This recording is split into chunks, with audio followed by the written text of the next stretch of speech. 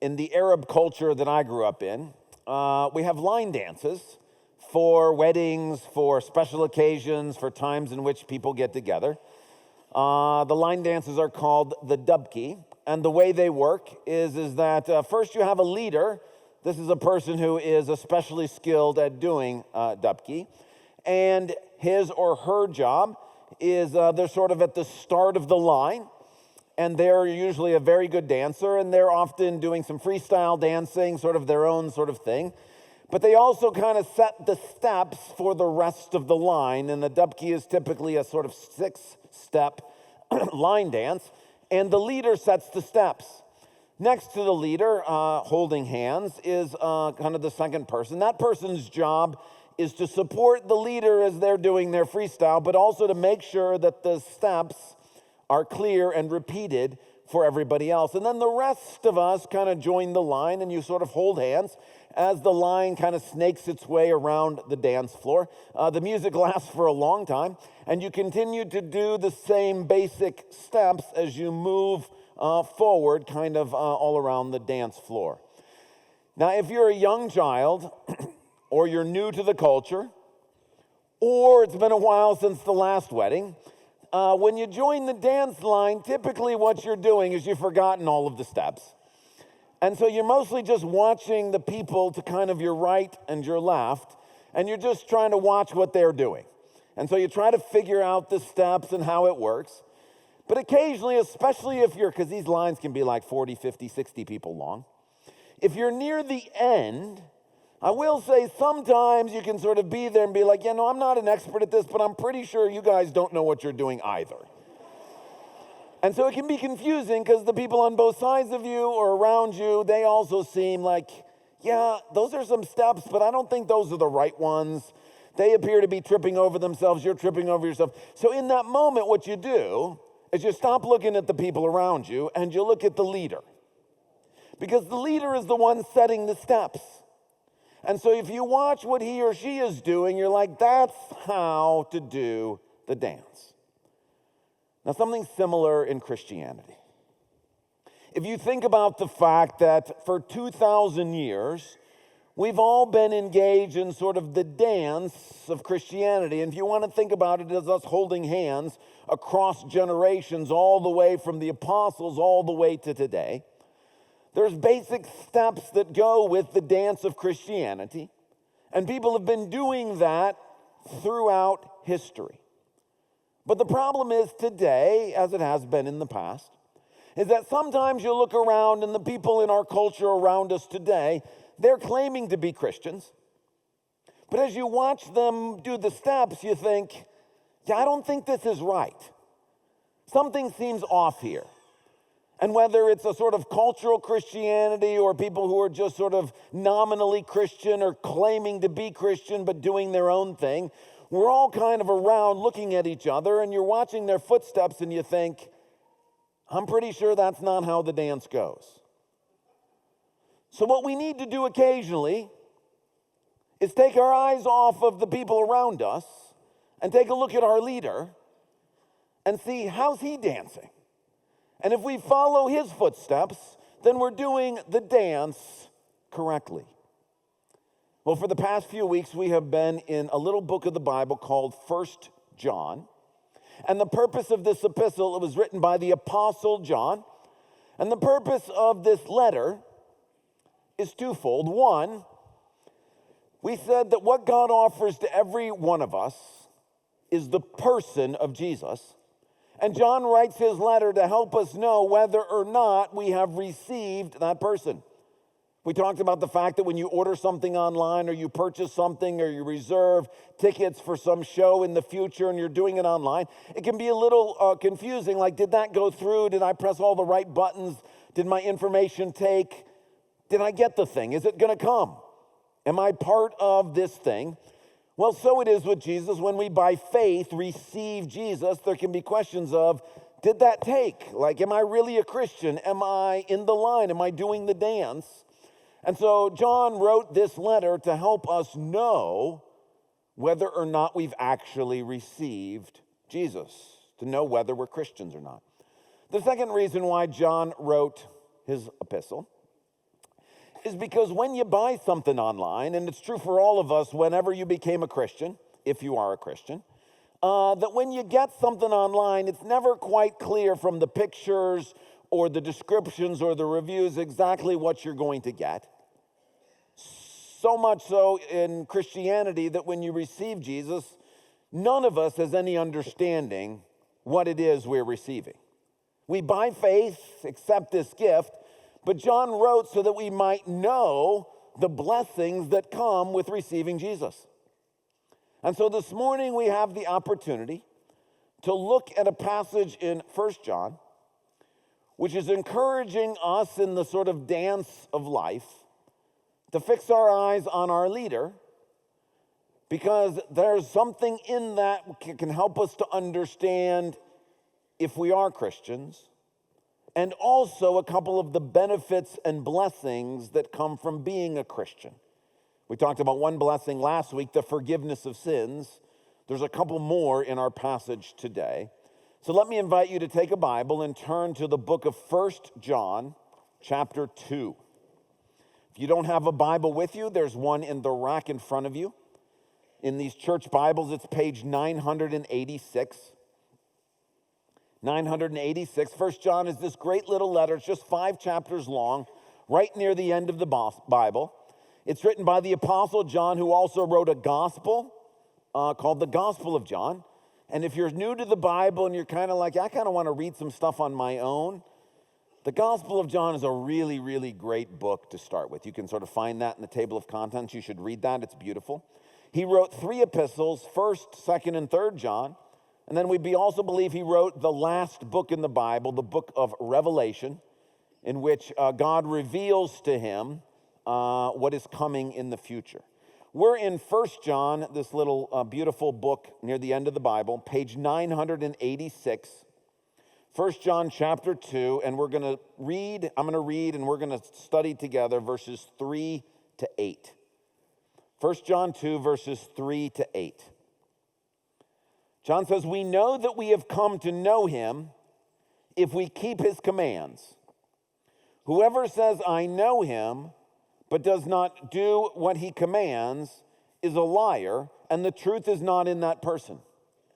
But if anyone obeys his word, love for God is truly made complete in them. This is how we know we are in him. Whoever claims to live in him must live as Jesus did. Dear friends, I'm not writing you a new command, but an old one, which you have had since the beginning. This old command is the message you have heard. Yet I am writing you a new command. Its truth is seen in him and in you, because the darkness is passing and the true light is already shining." Now, right at the end, there's some confusing stuff like, I'm not writing you a new command, but I am writing you a new command. We're going to talk about that in a second. But the first half of our passage is not so much focused on the blessings of receiving Jesus. That's what verses 7 and 8 are talking about, and so we'll discuss those when we get there. The first 3 verses 3 to 6 are really about how you and I can know whether or not we're Christians. One of the other features of this Arabic line dancing, this dabki, is that lots of people do it at weddings especially. And you can get a ton of people out on the dance floor because it's pretty easy to just kind of join the line and try to do the steps that the leader is doing. But you can have 3 or 4 different dabki lines all going at the same time, and they're all kind of twisting and snaking their way around the dance floor, so much so that it can actually be confusing which line you're in. You can be seeing people, and they're doing something different than you're doing because they're in a different line. One of the best ways to know which line you're in is to look at the leader and be like, if I'm doing the same steps he's doing, then I'm in his line. That's what John is saying in verses 3 to 6. How do you know if you've received Jesus? How do you know if you're in the line that's connected to him? There's lots of people dancing, but only one line has Jesus as the leader. And you can look at all the other footsteps people are doing. They might look similar to yours. They might look different. But the best way to know, John says, verse 3, we know we have come to know him if we keep his commands. Verse 6, whoever claims to live in him must live as Jesus did. We know that we're Christians if we're dancing like Jesus danced. Now, a couple of caveats about this. Again, some of you are not familiar with Arabic line dancing. You can go home and look it up on YouTube. There's lots of videos of it. We didn't show one this morning. We thought that might be a little distracting. But you will see the leader does do some freestyling in the dancing that no one else in the line can or should do. The same is true for Jesus. When John's talking about you must live as Jesus lived, there's some freestyle things Jesus did, like walk on water, feed 5,000, die on the cross for the sins of the world. The rest of us in the line are not doing those things, and that's not what John's talking about. He's not talking about us doing those things. He's talking about Jesus did the basic steps of the dance. You know that you are a Christian if you're doing the same steps he did. One other caveat. It can be confusing and think that by doing the steps, you become a Christian. But that is absolutely not what John is saying. You can think about it. On the dance floor, you don't start doing the steps and then the line comes along and goes, yeah, those are good enough, come join us. You join the line, you're invited to join the line, and then you figure out the steps as you go. So it is with Christianity. We don't start trying to do the same things Jesus did in the hopes that he might accept us into his line. We simply receive an invitation. Hey, come dance with me. Come join the line. Come be part of what's going on. When you say yes, then you start trying to learn the steps. That's how Christianity works. So what John is saying here is it's not you become a Christian by doing what Jesus did. But you know that you are a Christian. You know you're in his line if you're at least trying to do the steps he did. Now, nobody does them as well as he did. That's why he's the leader of the line. And we're down the line a little way. But John says if you're trying to do the same basic steps, then you're in his line. And you have life. You're a Christian. So, for example, it's helpful to ask the question, how did Jesus respond when his friend died? Lazarus. This is a close friend. What did his steps look like in that situation?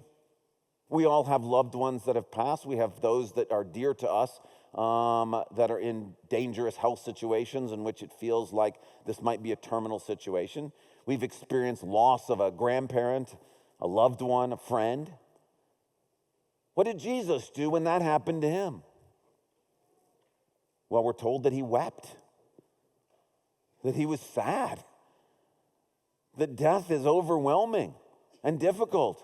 He went and comforted Lazarus' sisters because death leaves this huge void. But we're also told he had hope, that when he showed up at the funeral, he said, yes, this is, and he cried with everyone else because of the pain of death. But he also had hope. And said, I'm the resurrection and the life. Whoever believes in me, even though they're dead, are still going to live. And in the words of hope, he had both of these things. And so when you or I experience the death of a loved one, we want to look and say, do we have the same steps he had? Is there sadness? Is there sorrow? Is there loss? Is there crying? And is there hope? And if we have similar things, we're in the line Jesus is leading. What about the situation when Jesus is tempted and wants to eat food in the wilderness, but feels like God doesn't want him to do that? How did Jesus respond? Well, he didn't just kind of give in to temptation and do whatever he felt like doing. He prayed and asked God for help. Overcome this temptation. Give me strength. If you too faced with temptation, if you and I just kind of eat whatever we want to feel like eating and do whatever we feel like doing, whether or not God likes it or not, that's not the same dance Jesus is doing. Jesus is struggling against temptation. What about when Jesus has a friend who's being tempted and attacked by Satan like Peter was? Jesus says, Peter, Satan is asked to sift you like wheat, meaning Satan has set a target on you and he's coming after you. How did Jesus respond when somebody he cared about was in very real danger of Satan going after them in such a hard way? Well, you might think that Jesus preached a sermon to Peter. You might think that Jesus said to Peter, hey, look, these are the 4 things to remember when temptation comes. When Satan comes after you, make sure you do these 4 things. You might have thought Jesus would have pulled Peter aside and be like, hey, look, this is really serious. Don't mess this up. That's not what Jesus did. What did Jesus do? He prayed for him. If you and I have someone that we love and care about, who it feels like is under heavy spiritual attack, of course, we probably are going to offer them some advice. Of course, we're probably going to say to them, hey, look, maybe you ought to not do this, or maybe. But at some point, if we were like, I got to pray for this person, like I got to double down on my prayer time for them, I got to take extra time to fast and pray. If you do those things, you're dancing like Jesus danced. That's what he did when his friend was under satanic attack. What about the situation where Jesus was betrayed by somebody close to him? When Judas, who had been one of his followers, turned him over to the Roman authorities to be crucified. Have you been betrayed? Maybe by a spouse? Maybe by somebody at work who stabbed you in the back? Maybe a friend? Maybe a sibling? Well, how did Jesus act when he was betrayed? Well, it was devastating for him. It was crushing. John tells us that he was overwhelmed with sorrow because of the despair of having somebody that you had invested in, somebody that you'd loved, treat you this way. But Jesus also recognized God's hand in taking something that was meant for evil and using it for good. That Jesus didn't treat Judas any different. Do you know who Jesus had his Last Supper with? Judas. The person he knows is going to betray him. He did not prematurely take it out on Judas. He welcomed Judas and allowed Judas to be part of the circle. When you have been betrayed, when you've experienced those things, you look down and you look at how you're doing and how you're dancing. If you're trying to do those same things, if you're trying in the midst of the hurt and the pain to recognize how God might use this very evil thing for good, if you're trying not to give way to bitterness and hatred, then you're dancing how Jesus danced. John says, this is how you know you're in his line. We look at him and we say, well, what did he do? What did Jesus do when his mom didn't understand what he was up to and tried to hinder his ministry that he was doing? How did he react? How did Jesus react when his brothers were antagonistic towards him and tried to discourage him from the things God wanted him to do? What did Jesus do when he became super popular and everybody wanted to see him, but he still needed to make sure he fit prayer time into his schedule? How did he react? What did he do in those situations? When we look at Jesus, yes, he's doing it better than we ever will. But there's some basic steps. If you're trying to do the steps he did, then you're in his line. You're a Christian. It's not how you become a Christian. It's how you know if you are a Christian. Well, that's what the first 3 or 4 verses are about. Verses 7 and 8 talk about 2 blessings that come from receiving Jesus. 3 to 6, how you know if you've received Jesus. Verses 7 and 8, 2 blessings of receiving Jesus. Verse 7 is where we get to this confusion. Dear friends, I am not writing you a new command, but an old one, which you've had since the beginning. This old command is the message you have heard. What John is talking about here is the Old Testament. He's talking about the fact that there is a command, 2 commands actually, from the Old Testament that are especially essential to all things. And Jesus highlights them to us. He says there are 2 main commands. Love the Lord your God with all your heart, soul, mind, and strength, and love your neighbor as yourself. Those are the 2 big commands from the Old Testament. But those commands are a little vague. What does it look like to love God? What does it look like to love your neighbor? How does that work? So God took the 2 commands and he expanded them into 10. We call them the 10 Commandments. The first part of the 10 Commandments is about loving God. The second part of the 10 Commandments is about loving your neighbor. Those 10 Commandments can also be confusing, so God took the 10 Commandments and he expanded them further into 613 commands in the Mosaic Law. The purpose of those 613 commands is to show in ever more detail what it looks like to love God and love your neighbor. Even more ink has been spilled trying to explain how those 613 commands work. The problem is, and it's still a problem even for me and others today, is when you go into the Old Testament, you read all this verbiage, you think, well, this is kind of confusing. It's kind of confusing what you're supposed to do. How do I love God and love neighbor? John says, well, we still have to do that. It's not a new command. The command to love God and love neighbor has been around since the beginning of time. But there is something new he's going to talk about in verse 8, and our dance illustration might help with this. When I was getting ready for this sermon, I went online to kind of figure out how would I describe the dubkey to people who have never sort of seen it, and I wanted to look online to see, is there an easier way to say this or explain it? And believe it or not, there's a WikiHow page on how to do the dubkey. And so it's got pictures and everything. Now, I've grown up my whole life doing these line dances. I'll just tell you, I read this WikiHow page, and I was utterly confused. I was like, I have no idea what they're talking about. And that's because a picture might be worth 1,000 words, but an actual human example is worth 1,000 pictures. So what John says in verse 8, I'm writing you a new command, meaning there's a new way to think about this old command, love God and love neighbor. And the new command is live as Jesus lived. The reason why it's an old command is because when you live as Jesus lived, you're loving God and loving neighbor. The reason why it's a new command is that in the Old Testament, you could never write live as Jesus lived because Jesus hadn't become human yet. So John says, here's a new version of the old command, and this is the blessing of receiving Jesus.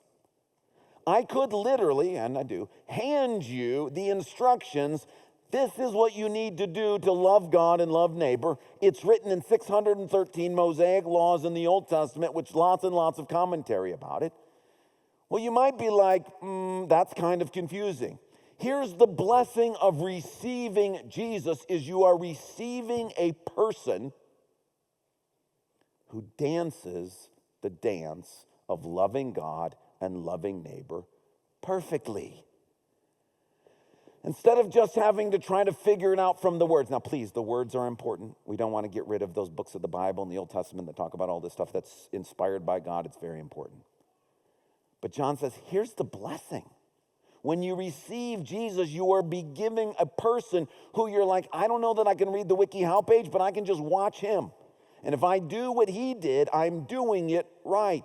That's why John says, look at Jesus. If you are dancing like Jesus danced, you and I are not going to be as proficient as he was. We're not going to be able to do all the freestyling that he did. But if you're doing the same steps he did, you are doing it right. And that's one of the blessings and benefits is God is like, hey, look, let me make this as easy for you as possible. I'm going to give you a person. And all you got to do is watch how that person interacted with his mom, how that person interacted with siblings, how that person handled death, how that person dealt with betrayal, how that person handled being on trial when his reputation was being besmirched, that he didn't respond in retaliation. He didn't get online and try to do a smear campaign against his enemies. He simply entrusted himself to the one who judges justly. The Lord in God in Jesus has given us, this is how you dance through life. If you do what he did, you're doing it right. So the first blessing that John mentions is that now if you have Jesus, you have the right way to do all of these things. There is a second blessing, and it comes in the last phrase of verse 8. Because the darkness is passing and the true light is already shining. Now, if you like me, you want to say to John, have you seen 2025? The darkness does not appear to be passing. There seems to be more darkness, more and more darkness. You look around the world, and when it comes to AI, or it comes to technology, or it comes to violence and gun violence, or nations at war with one another, or greed, or all of these things, internet gambling and pornography, and all the social media temptations towards insecurity and people pleasing, and all this stuff, you think, the darkness is not passing. We got more and more and more darkness.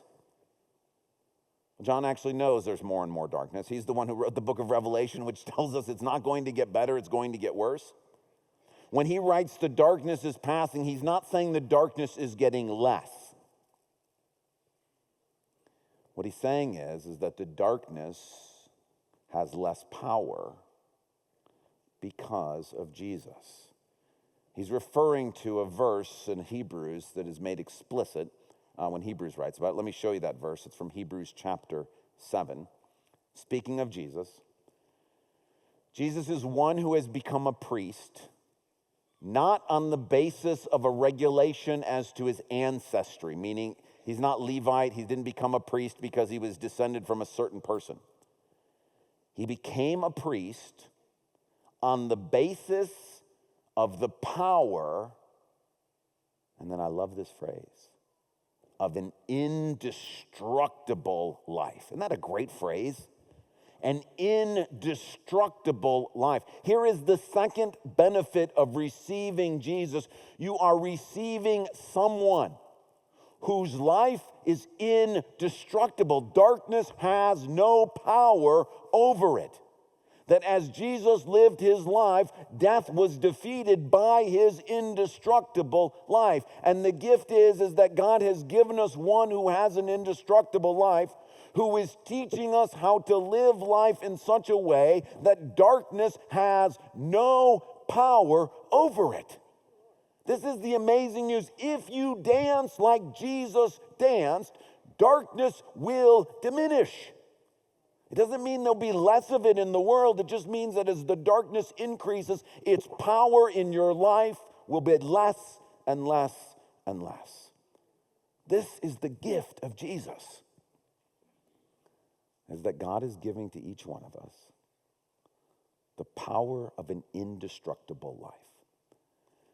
If you don't yet have Jesus, if you haven't received him, what we're saying during this series is, listen, if you're not ready to receive Jesus, let's just talk through all the things you're going to get when you receive Jesus. Here's one of the things. When you receive Jesus, you are receiving an indestructible life. That means no matter what comes at you, satanic powers, loneliness, addiction, temptation, darkness, war, famine, technological apocalypse, no matter what comes at you, you will have an indestructible life. That's what God is offering. It's the life of a person. And when you receive Jesus, you receive one whose life is indestructible and who teaches you and I how to live in an indestructible way. If we went back and read John's other book of Revelation, it'll scare the life out of you. Because if you think things are bad now, it's going to keep getting worse. The bad stuff that's happening now is a sign that more bad stuff is coming. Look, we've learned at this point, haven't we, that bad stuff just breeds more bad stuff. Evil doesn't cancel out evil, it multiplies. And you look around, and if you're like me, you're like, what in the world is going on in this world? Well, God's like, I got a solution for you. It's a person. And if you receive him, no matter what happens in this world, you will be indestructible. And if you live as he lived, if you dance the way he dances, you will dance your way through life. And the darkness's power will continue to diminish over and over again. Here's John's basic point from this passage. As we do the dance of life, Sometimes it gets confusing because we look at the people around us and they're claiming to be Christians and they're dancing a certain way, and you think, I don't think that's right.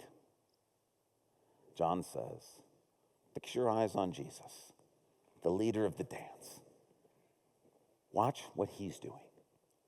If you're trying to do the same steps, you may be stumbling, you may be tripping, but you're like, that's what the steps I'm trying to do, then you're in his line. And the blessing of Jesus is a lot easier to follow a person's dance steps than to read some instructions and try to figure it out. And the realization that his life, the way he's dancing, that's indestructible. Darkness has no power over it.